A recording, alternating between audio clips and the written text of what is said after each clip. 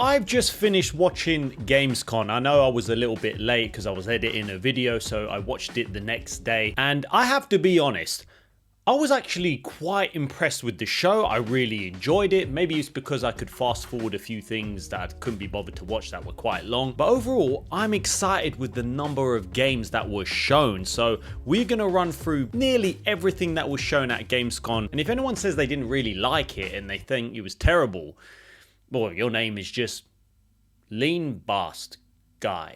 There was brand new footage for Hollow Knight Silksong. The game is real, I know, I couldn't believe it as well. This is probably one of the most anticipated games in recent years. Then we got Call of Duty Black Ops 7. It's based in 2035, and this didn't impress me. I have to say, guys, this has only just pushed me to buying Battlefield 6. The rumors we heard about the end game being a PvE, that put me off for a start. What I thought was cool is that the campaign can be played on your own or up to 4 players or 3 other players. That is pretty cool. Overall, I don't like the vibe of it. Even last year, I thought the campaign was good. I played it and then I've just never touched it again. I played a bit of zombies. I've had so much fun with Battlefield 6. I just don't like the vibe that they're going with, and they're using all of these big words. Black Ops 7 is all about innovation across the entire game. Yeah, in your bra. Your Honor, I object. It did not impress me. I don't know what you guys think about it. Will you be buying Call of Duty Black Ops 7? I'm passing on that. Pull it together, man. Pull it together, man. Are you serious? Get the Reznov challenge pack when you pre-order now. What is this? What the hell were they wearing? Oh my gosh, I'll be playing Battlefield 6. Then we got a CGI trailer to Lords of the Fallen 2. Now, I bought the first one for like £10. I heard about that, was it 2.0 update, that massive update. I still haven't played the game. This game is planning to come out in 2026. We did get a new anime. I need to get into anime. I know so many people are watching anime. Sakiro, that actually looks pretty brutal. I feel like I want to watch this. Like, that was very, very cool to see. Now, probably one of my most excited parts of the stream, which was so early on. I am so excited for Batman Lego Legacy of the Dark Knight coming out next year. I've been saying to play a Lego game for such a long time. I couldn't be bothered to buy the Horizon one. I didn't in the end. But for me, this is a day one purchase. This looks absolutely amazing. It's open world. It's funny. It's taking so many iconic moments from the Batman films, Batman comics. Oh, you think darkness is your ally. You merely adopted the dark. I was born in it, molded by... Ah! Who put that there? You see the one with the penguin. You see one with Bane, and it is so freaking hilarious. I feel like this is the closest thing we're going to get to a new Arkham game. I cannot wait for Batman Lego. Then we got Warhammer Dawn of War. It's like an over-the-top tactical game. For me, I don't really like these sort of games. I thought it was actually the sequel coming, but this is coming out 2026. I'm sure a lot of people are going to be excited for that. Then we got a special crossover with Monster Hunter Wilds and Final Fantasy XIV. That is pretty cool. I haven't played Final Fantasy XIV in a long time. Honestly, I really enjoyed the amount of time I played with Final Fantasy XIV. It is so good, but I find it just so addictive, which isn't a bad thing. But I find myself like, because it's never ending, I feel like this is the only game I was going to play. But that's cool that they're doing a crossover, and they also said some updates coming to Monster Hunter Wilds. I never got into Monster Hunter Wilds. I played literally a couple of hours, and it just didn't gel with me. Now, I haven't had enough time with it, so I do need to play more. I know I did a video on it. It just hasn't really grasped me that very first few hours of the game. I might have to try and give that a shot. Then we had some ads, I think, and I thought this was like a new horror game, and it ended up just being an ad. Then we got Onimusha Way of the Sword coming out 2026. This looks pretty cool. I really do like the combat in this and the action. Now, I do believe this is like a Souls game. It does look like one, to be fair, but the core mechanic in this one is a light/heavy attack system, dodge, rolls, and parries. Sometimes I can feel a bit drained with some of these Souls games, but this does look impressive. Then we had a trailer to Ark Knight's Endfield. But even though this game isn't for me, what's good is that this showcase, I felt like there was a lot for everyone. Then we had Europa Universalis 5. if I got that right. And you get to guide the destiny of hundreds of nations and societies. Then you got Damon X Machina. This is a sci-fi open world mech shooter, and players will customize an armored mech of their own design to take on enemies, bosses, whilst exploring on land and in air. And this is coming out September 5th. Then we saw Voidbreaker. Wow, honestly, this game freaking impressed me. I want more first-person shooters, and this looked absolutely amazing. I was like, when is this game coming out? Although you can wishlist now, which I have, I don't know when this game is coming out. And this is adrenaline-fueled roguelike game. You get to fight relentless machines driven by hostile AI. Looking at this trailer, this is how Marathon should have looked. Then we got a long section of the Fallout series, which I watched a few episodes and then I stopped. The good thing is I was watching this afterwards, so I just skipped through this. Then we got to see the DLC of Indiana Jones, and oh my gosh, I freaking love Indiana Jones. I'm currently nearly finished the game, and this is one of the best games I've played this year. I know a lot of people will be put off with the first person, but this reminds me of Uncharted, and I feel like they could make so many games, so many Indiana Jones games. I don't think you should pass this out, because we've got the DLC coming real soon. The Order of the Giants, September 4th. But what else we got to see is that it's actually coming to Switch too, which is very impressive, and happy that Switch owners can play this game, because this is unbelievable. Then we got a Marvel game, Deadpool VR, which is only on the MetaQuest. Then we got World of Tanks. Again, not really for me, but this was more like a CGI trailer. Then we got Toxic Commando, another first-person shooter that looked freaking unreal. And this is an 80s first-person co-op shooter, developer by Saber Interactive. So we get to take on massive hordes and daunting bosses in a near future, where an experimental attempt to harness the power of Earth's core ends in a terrifying disaster. That's what it says on the YouTube description. But my gosh, this looks like so much fun. So far, there's just so many games. Then you got Death by Scrolling. This looks pretty unique, and the screen basically never stops moving. Again, not for me. Then we got Zero Parades. This was a CGI trailer, but this is only on Steam. And then they were talking about some initiatives of democracy.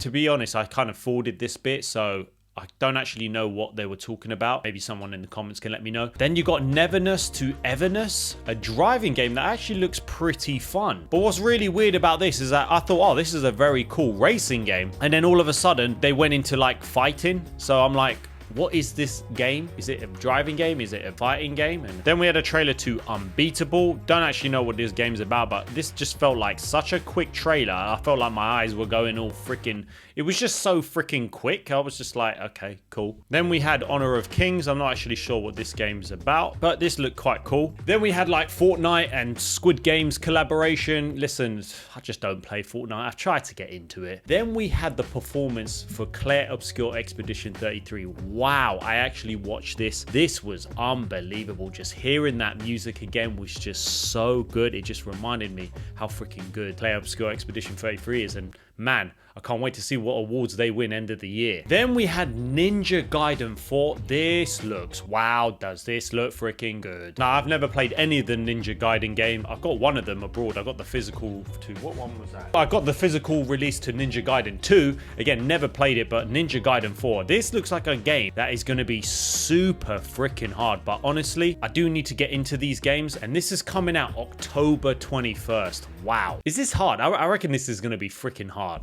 Then we had a third-person shooter. I can't actually remember the name of this. Then we got Timetakers. This looks pretty unique, where everything's involved in time. It got me when it said free-to-play third-person multiplayer shooter. For me, how many free-to-play games can we get out there? So basically, time is the ultimate currency and no rules apply. And that's about it. Now, I think this is actually just on PC, so won't really affect me. Then we got Silent Hill F. Oh my gosh, I cannot wait for this game. And this game is coming out real soon. This looks so good. We'll be playing this on stream 100%. Silent Hill F. Now, I know we've already seen some bits of Silent Hill F, but my gosh, this just got me so excited. I cannot wait for this. I don't know why I'm so excited, because I don't know if I can be able to take it, but my gosh, I'm so excited for this game. This is going to be up there. This is definitely going to be up there. Then we got a game, La Divina Commedia.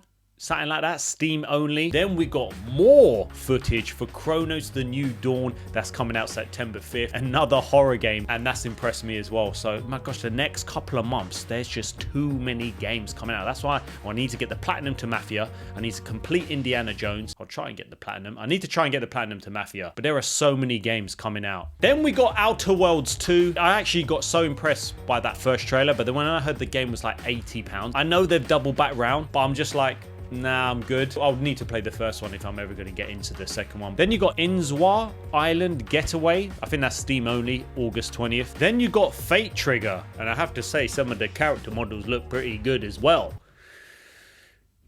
Early access is coming Q1 of 2026, and this is a free-to-play anime-style tactical hero shooter. I tell you what, they've got those character models on point.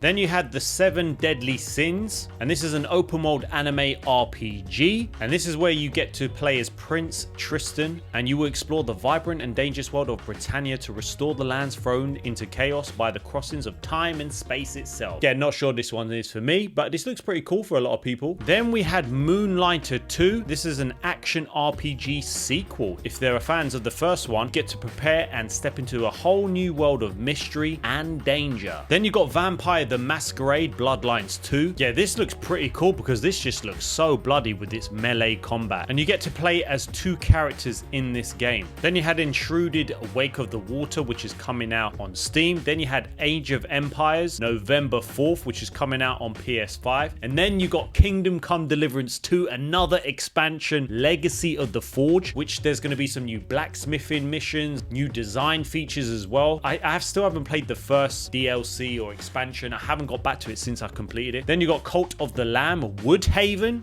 2026. I never played World of Warcraft. There was a midnight cinematic introduction to the next game coming out 2026. Then we had some CGI trailer, or we did get some gameplay to Project Spectrum, the same developers who have done Delta Force. I just love the vibe, and then the FPS shooting, first person shooters. If you've got a good story, you've got some twists, and it's not just the same.